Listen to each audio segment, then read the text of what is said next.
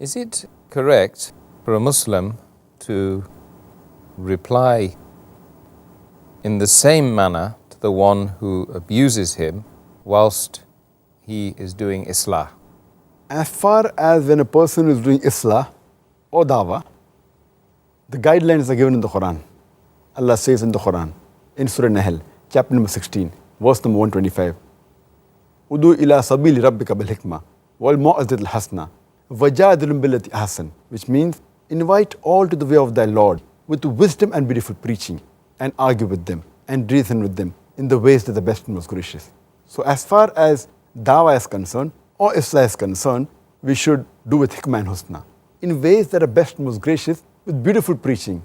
Even if your opposite person, the Muslim or non-Muslim, while doing Islaah or Dawah, he gets angry, he starts cursing, he starts giving verbal abuse, yet you should be kind and loving, the way the Prophet was. And we've seen the example of the Prophet, that many a time the non-Muslims, they troubled the Prophet, and we know the story that there was a lady who used to always throw dirt on the Prophet.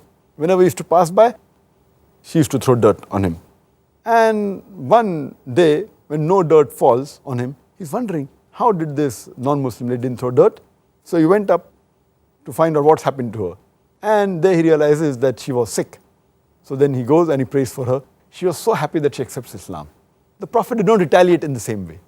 And we find several such examples. It's mentioned in Sahih Bukhari, hadith number 6030, that once a Jew, he comes and wishes the Prophet, Assam alaikum. Assam alaikum in Arabic means, may death be on you. And the Prophet replies back, on you too.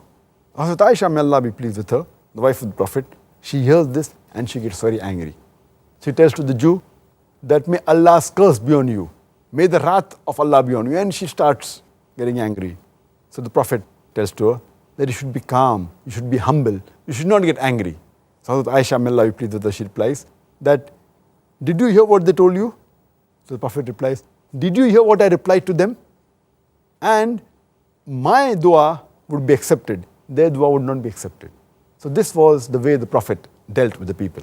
It's further mentioned in Sahih Muslim, volume number 4, hadith number 6280, that it's not proper for a person who's sidq to invoke curses with a person who is sincere.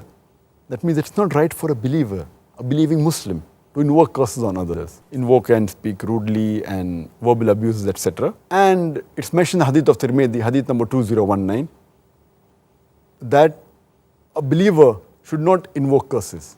It's not correct for a believer to invoke curses. And therefore the Prophet always said that when people get angry, he said that I have come as a mercy and blessing. I have not come as an invoker of curses. So here we realize that this was the example that we have to follow. And as Allah says in the Quran, in Surah Ahzab chapter 33, verse number 21, that verily in the Prophet is the most beautiful pattern of conduct. So while doing Dawah, while doing Islaah, we should never get angry, we should not retaliate, we should win them over. Winning over is much better than rather retaliating. You have to be kind, soft and merciful. Jazakallah khair for the answer.